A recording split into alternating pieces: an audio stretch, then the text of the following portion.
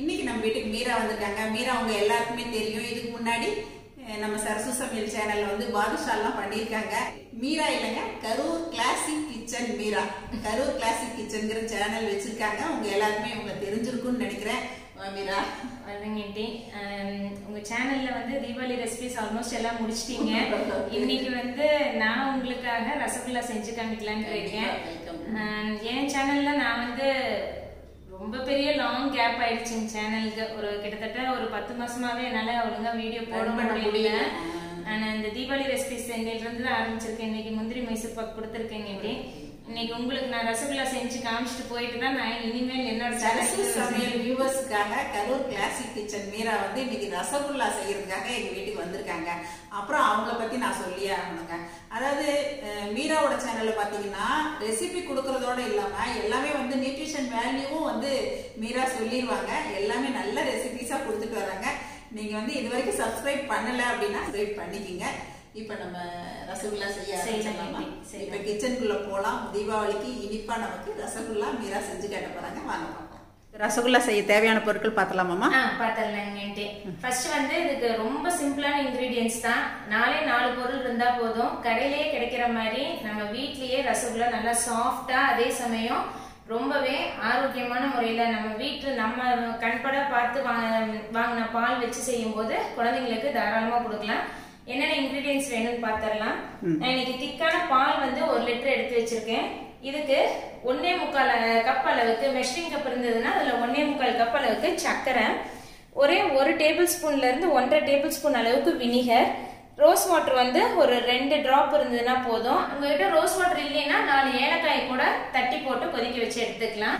இப்ப வந்து ஃபர்ஸ்ட் பாலை வந்து நல்லா காய வச்சு வினிகர் ஊற்றி திரிச்சு எடுத்துக்கலாங்க. பால் திரிக்கிறதுக்கு வினிகர் இல்லைன்னா நம்ம லெமன் கூட பிழிஞ்சிக்கலாம் இல்லையாப்பா?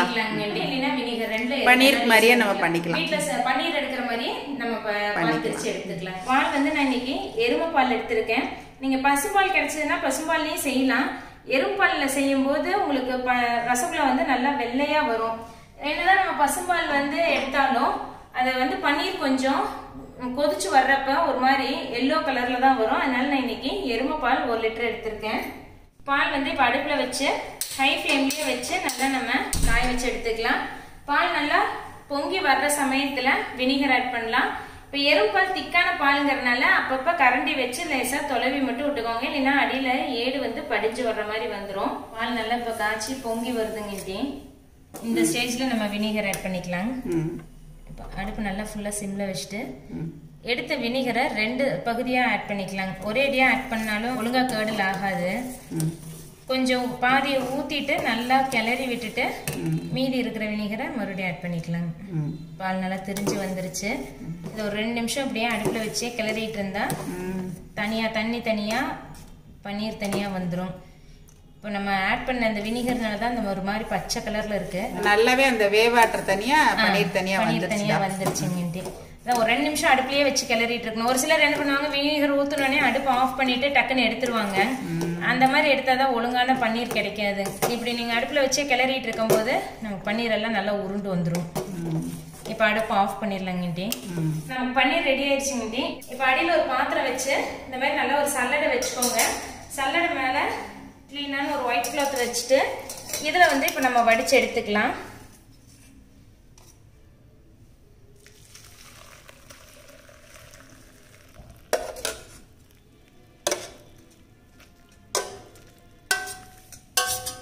பன்னீர் நல்லா நமக்கு கிடைச்சிருச்சு. இப்போ இதை வந்து நல்லா கிளீன் பண்ணி எடுத்துக்கலாங்க. ரன்னிங் வாட்டர்ல விட்டு எடுத்துக்கலாமா? ரன்னிங் வாட்டர்ல விட்டு எடுத்துக்கலாம். இல்லைன்னா நம்ம தண்ணி ஊத்தி கூட கழுவிக்கலாம். நம்ம இப்ப ரன்னிங் வாட்டர்ல கிளீன் பண்ணி எடுத்துக்கலாம். நல்லா அமுக்கி விட்டுக்கோங்க. அப்பதான் இந்த பன்னீர்ல இருந்த நம்ம சேர்த்துன வினிகர் வந்து இந்த பன்னீர்ல இருந்து சுத்தமா கழுவி எடுத்துடணும். போகும். ஆமாங்க. இல்லைன்னா நம்ம இப்ப ஸ்வீட் செய்யும் போது அந்த வினிகரோட வாசம் வந்து நமக்கு ஸ்வீட்ல இறங்கிடும். இப்ப சூடு ஆயிடுச்சு. நம்ம என்னதான் கரண்டி வச்சு பண்ணாலும் கையில கசஞ்சு விட்டு கழுவுற மாதிரி இருக்காது. துணி அப்படியே கட்டி வச்சு நம்ம புளிஞ்சு எடுத்துக்கலாம். இந்த பன்னீர்ல இருக்க தண்ணியை சுத்தமா வடிச்சு எடுத்துடணும். எந்த அளவுக்கு முடியுமோ அந்த அளவுக்கு நீங்க வடிச்சு எடுத்துருங்க. அதாவது வீட்டுல சிங்க்ல பைப் இருந்ததுன்னா இந்த மாதிரி கட்டி தொங்க விட்டீங்கன்னா ஏதாவது தண்ணி எக்ஸ்ட்ரா இருந்தா கூட நமக்கு வடிஞ்சு வந்துருங்க. கட்டி விட்டு 1/4 மணி நேரம் ஆயிடுச்சுங்க. ஓகேம்மா. இதை எடுத்து நல்லா இப்ப நம்ம பிசைஞ்சுக்கலாம். பார்த்தாவே தெரியுங்க தண்ணி எல்லாம் நல்லா ஃபில்டர் ஆயிடுச்சு. கையில இந்த உள்ளங்கையை வச்சு நல்லா அழுத்தி தேயணும். புரோட்டாக்கு மாவு பிசைகிற மாதிரி நம்ம பிசையணும். அதுக்காக முதல்ல உதுத்தி விட்டுருக்கலாம். நம்ம ரசகுல்லாலாம் செய்யறப்ப இந்த மாதிரி பிசையறதுல தான் இருக்கு இல்லையா? ஆமாங்க. எந்த அளவுக்கு நைஸா பிசைறோமோ ரசகுல்லாவும் அந்த அளவுக்கு சாஃப்டா வரும். பாகுல போட்டா பிரிஞ்சு போகாம இருக்கணுங்கிறதுக்காக மைதா மாவு போடுவாங்க. ஆனா நீங்க நல்லா சாஃப்டா பிசைஞ்சு கெட்டியா உருட்டினீங்கன்னாவே பாகுல போட்டா நமக்கு பிரியாமையே ரசகுல்லா வந்துருங்க. 10ல இருந்து ஒரு 15 நிமிஷமாவது பிசையணுங்க. இந்த கிட்டத்தட்ட இப்போ ஒரு 6 நிமிஷம் போல பிசைஞ்சிருக்கிறோங்க. சரிம்மா. நீங்க பாத்தீங்கன்னாவே உங்களுக்கே டிஃபரன்ஸ் தெரியும். இப்ப கையை வச்சு நம்ம இழுத்தோம்னாவே நல்லா அந்த ஸ்மூத்தா மசிஞ்சு வருது. இந்த மாதிரி நல்லா மசிஞ்சு வருதுங்க. நல்ல சாஃப்ட்டா வந்திருக்கு. இந்த அந்த பால்ல இருக்க ஃபேட்லாம் கையில ஒட்டிட்டு வர்ற மாதிரி இருக்கு பாருங்க. இந்த அளவுக்கு இருக்கு. பாதி தான் பிசைஞ்சிருக்கோம். தெரியுது பாருங்க என்ன பச வருது. அந்த பால்ல இருக்க கொழுப்பெல்லாம் வெளியே வருது. மீரா ஸ்வீட் காரம் பண்றதுல எல்லாம் ரொம்ப இன்ட்ரெஸ்ட் என்னமா? அது எங்க அம்மா கிட்ட இருந்து வந்ததுங்க. வருஷம் தீபாவளி ஆடி 18னா வீட்டுல வந்து பலகாரம் செய்யறதுக்கு நான் ரெடியா இருக்கேன்னா இல்லையா எங்க அம்மா ரெடி ஆயிருவாங்க. அப்புறம் இப்ப சேனல் ஆரம்பிச்சதுல இருந்து எனக்கு எங்க அம்மா வந்து பெரிய சப்போர்ட்டுங்க. அம்மா இல்லைன்னா பாதி வீடியோஸ் வந்திருக்காது. நிறைய ஸ்வீட் காரமும் கொடுத்துருக்கேன் உன்னோட சேனல். என்னப்பா தீபாவளி பலகாரங்கள்னே ஒரு பிளேலிஸ்டே இருக்குங்க. ஆரம்பிச்சு 1/4 மணி நேரம் ஆயிடுச்சுங்க. நம்ம சின்ன சின்ன உருண்டையை நமக்கு என்ன சைஸ்ல உருண்டை வேணுமோ அந்த சைஸ்ல உருண்டை எடுத்துக்கலாம். முடிஞ்ச அளவுக்கு மீடியம் சைஸ் உருண்டையை போட்டுக்கலாம். இது ஏன்னா சக்கரை பாகுல மறுபடியும் கொதிக்க வச்சு எடுக்கும் போது நம்ம போடுறதோட சைஸ் வந்து டபுளா மாறி வரும். இப்போ பாருங்க மீரா கையில பிசைஞ்சே இந்த அளவுக்கு நல்லா சாஃப்டா உருட்டி எடுத்தாங்க. அப்படியே தொடும் போதே நல்லா சாஃப்டா இருக்குங்க. இனி இது வந்து உருட்டிக்கலாங்க. நல்லா 2 உள்ளங்கைக்கு நடுவுல வச்சு அழுத்தி உருட்டிக்கிட்டா தான் உடையாம இருக்குங்க. சக்கரை பாகுல உள்ள போடும் போது உடையாம இருக்கும். நமக்கு உருண்டையும் வெடிப்பில்லாம இருக்கு. இது வந்து இதே மாதிரி நம்ம மீதி இருக்கிற கோவாவையும் நம்ம உருட்டி எடுத்துக்கலாம். நம்ம தேக்க எந்த அளவுக்கு சாஃப்டா வருமோ டைட்டா உருட்ட தான் நமக்கு ஜீரால போட்டு கொதிக்க வைக்கும் போது பிரிஞ்சு போகாம இருக்கும். இது வந்து நல்லா இந்த மாதிரி வலுவலுன்னு இருக்கணும். இப்ப இதே மாதிரி நம்ம எல்லா உருண்டைகளும் உருட்டிடலாமாப்பா? இது எல்லாமே உருட்டிடலாங்க. நம்ம எல்லா பன்னீருமே உருட்டி பால்ஸா எடுத்துட்டோம். இப்ப சக்கரை பாகு வச்சு இது போட்டு நம்ம வேக வச்சுக்கலாம். பால்ஸ் வந்து நமக்கு இன்னைக்கு 22 உருண்டை வந்திருக்குது. 1 லிட்டர் பால் எடுத்தோம். இந்த சைஸ் உருண்டை நமக்கு 22 உருண்டை வந்திருக்குது. எல்லாமே ஒரே மாதிரி உருட்டியாச்சுப்பா? ஒரே மாதிரிங்க. சக்கரை வந்து அளந்து எடுத்து வச்சிருக்கேங்க. நமக்கு 1.5 லிட்டர் பாலுக்கு 2.5 கப் அளவுக்கு மெஷரிங் கப்ல 2.5 கப் அளவுக்கு சக்கரை போட்டோம்னா கரெக்டா இருக்கும். நம்ம இன்னைக்கு 1 லிட்டர் பால் எடுத்திருக்கோம். அதனால இந்த மெஷரிங் கப்ல 1.25 அளவுக்கு சக்கரை எடுத்திருக்கோம். எந்த அளவுக்கு சக்கரை எடுக்கிறோமோ அதுல 2 பங்கு தண்ணி எடுக்கணும். இப்போ 1.25 சக்கரை எடுத்திருக்கனால 3 கப் அளவுக்கு நம்ம தண்ணி எடுத்துக்கலாம்.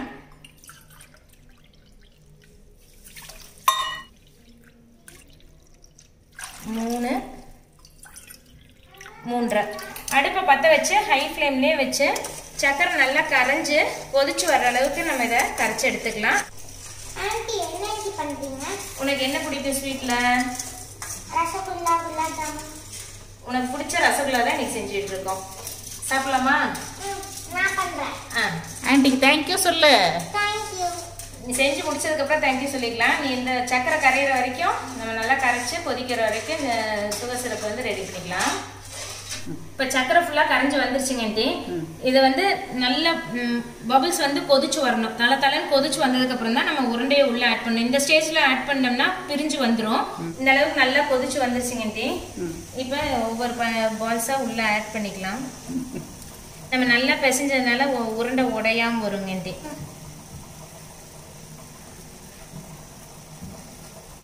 வந்து நம்ம போட்டோன்னே கொஞ்சம் கொஞ்சமா பெருசா ஆரம்பிக்கும். சக்கரை பாகு உள்ள இழுத்து வேகும் போது நமக்கு வந்து ரசகுல்லா உப்பி வரும். அது உப்பி வர்ற அளவுக்கு ஒரு 10 நிமிஷம் நல்லா கொதிக்க வச்சு எடுத்துக்கலாம். இந்த ஸ்டேஜ்ல நீங்க மூடி வச்சு கூட கொதிக்க வச்சுக்கலாம். இருக்கிறதுக்குமே சைஸ் பெருசாக ஆரம்பிச்சிருது. 10 நிமிஷம் கொதிச்சதுன்னா நல்லாவே சைஸ் பெருசாயிருங்க. நிமிஷம் ஆயிடுச்சு. பாதி அளவுக்கு நல்லா உருண்டை வந்து பெருசா வந்துருச்சு.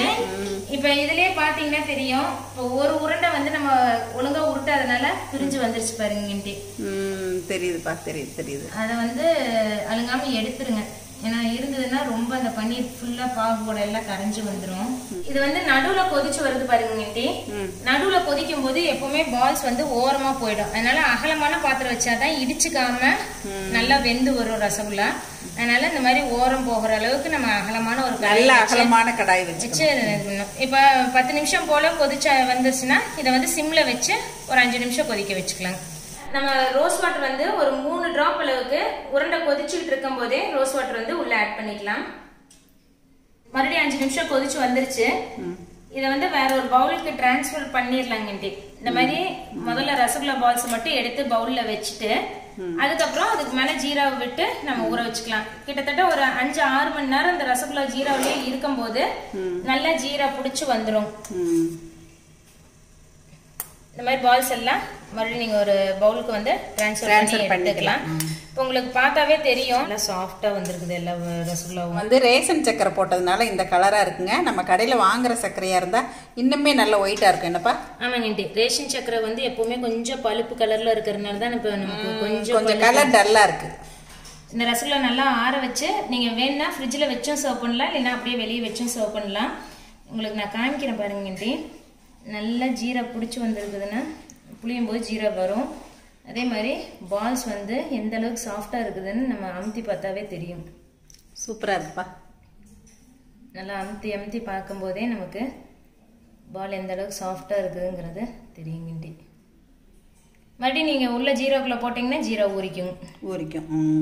இப்போ ரசகுல்லா மீரா செஞ்சு கொடுத்துட்டு போய் ஒரு 2 மணி நேரத்துக்கு மேலேயே ஆயிடுச்சுங்க. பாருங்க நல்லா புஷ்ஷுன்னு உப்பி வந்திருக்கு. நல்லா ஜீராவும் இதுல நல்லா இறங்கி வந்திருக்குங்க. நல்லா ஜூஸியா இருக்கு, சாப்பிட்றதுக்குமே சூப்பரா இருக்கு. மீரா சட்டுன்னு சீக்கிரமா ரசகுல்லா ரொம்ப சீக்கிரமா ரொம்ப நல்லா பண்ணி கேட்டீங்க. ரொம்ப தேங்க்ஸ். எப்படி இருக்குன்னு நீங்க டேஸ்ட் பண்ணிட்டு சொல்லுங்க. கண்டிப்பா. நல்லா அப்படியே ஸ்பூன் உள்ள போகும்போதே நல்லா சாஃப்டா இருக்குடா. நம்ம பிசைறதுல தான் நீங்க அந்த சாஃப்ட்னஸ் கொண்டு வர முடியும். சூப்பரா இருக்கா. ரசகுல்லா இவ்வளவு ஈஸியா செய்ய முடியுமா அப்படின்னு சொல்லிட்டு மீரா இன்னைக்கு நமக்கு செஞ்சு காட்டியிருக்காங்க. கண்டிப்பா நீங்களும் தீபாவளிக்கு ட்ரை பண்ணி பாருங்க.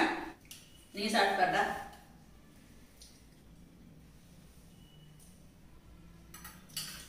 கரெக்டான கன்சிஸ்டன்சில வந்து இன்னும் கொஞ்சம் அந்த 1 மணி நேரம் ரசகுல்லா வந்து ஜீராலே இருந்ததுன்னா இன்னும் அந்த ஸ்வீட்னஸ் அதிகமாயிருங்க. நல்லா இருக்கும். இப்போ வந்து கரெக்டா இருக்கு, ஸ்வீட் கரெக்டா இருக்கு. இன்னும் கொஞ்சம் வாயில வச்சாலே ஜூஸியா உள்ள போகும். அந்த வாயில வச்சனே இந்த இனிப்பு தன்மை தெரியுது. இன்னும் ஒரு 1 மணி நேரம் ஊறிச்சுன்னா நல்லாவே தெரிய ஆரம்பிச்சிருங்க. சூப்பரா சுவையா சட்னி சீக்கிரமா செஞ்சு கட்டிட்டாங்க மீரா. இந்த மாதிரி நிறைய ரெசிபிகள் வந்து கரூர் கிளாசிக் கிச்சன் அப்படின்னு போனீங்க அப்படின்னா மீரா நிறைய கொடுத்துருக்காங்க. கண்டிப்பா நீங்களும் பாருங்க. அதுவும் தீபாவளி ரெசிபிஸ் எல்லாம் இனிமே தான் அப்லோட் பண்ண போறாங்க. இடையில கொஞ்சம் பிரேக். இனிமே வந்து சுறுசுறுப்பாயிருவாங்க.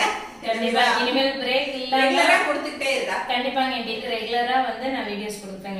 வீடியோஸ் கொடுத்துட்டே இருப்பாங்க. கண்டிப்பா நீங்களே எல்லாரும் பாருங்க. அவங்களோட சேனலை இது வரைக்கும் சப்ஸ்கிரைப் பண்ணாதவங்க சப்ஸ்கிரைப் பண்ணிக்கங்க.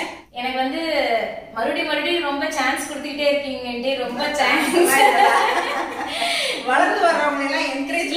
எனக்கு என்ன ஒண்ணுன்னா நீங்க உங்க சேனல்ல வீடியோ நான் வந்து வீடியோ போடுற போது நீங்க உங்க சேனல்ல போட்டீங்கன்னா அடுத்து என் சேனலுக்கு வந்து சப்ஸ்கிரைபர்ஸ் இன்க்ரீஸ் ஆகுறாங்க. அது நல்லாவே தெரியும். நம்ம மட்டுமே முன்னேறக்கூடாது, அடுத்தவங்களும் வளரணும் அப்படிங்கிற எண்ணம் எனக்கு நல்லாவே இன்க்ரீஸ் ஆகுறாங்கிறதுக்காக ரொம்ப நன்றி உங்களுக்கு.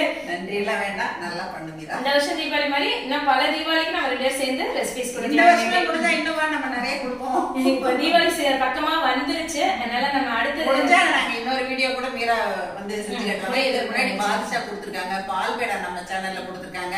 நீங்க போய் பாருங்க. எப்பயும் போல உங்களோட ஃபீட்பேக் சொல்லுங்க, ஷேர் பண்ணுங்க. அவங்க சேனலையும் சப்ஸ்கிரைப் பண்ணிக்கங்க. சரசு சமையல் சேனல்ல வர ரெசிபிஸும் உங்க எல்லாருக்கும் பிடிச்சிருக்கும்னு நினைக்கிறேன். லைக் பண்ணுங்க, ஷேர் பண்ணுங்க. மறுபடியும் சந்திப்போம். நன்றி, வணக்கம். அனைவருக்கும் இனிய தீபாவளி நல்வாழ்த்துக்கள். சரசு சமையல் பாருங்க, சமையல் நல்லா பண்ணுங்க.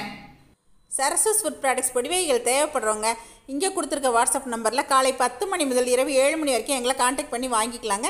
எங்ககிட்ட இந்த தீபாவளி சமயத்தில் முறுக்கு மாவு கிடைக்குங்க. தேவைப்படுறவங்க காண்டாக்ட் பண்ணுங்கள். தேங்க்யூ.